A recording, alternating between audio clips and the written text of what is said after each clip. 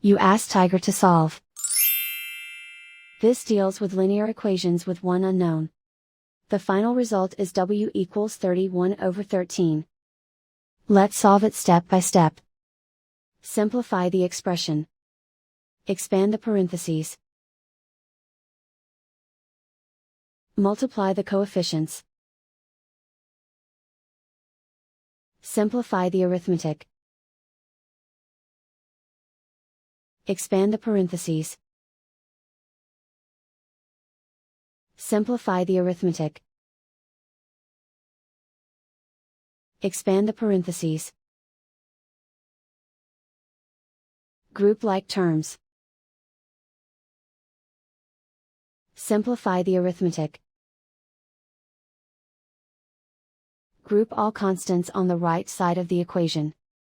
Add 31 to both sides. Simplify the arithmetic.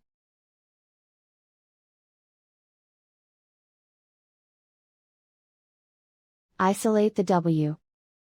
Divide both sides by 13. Simplify the fraction. And so the final result is w equals 31/13.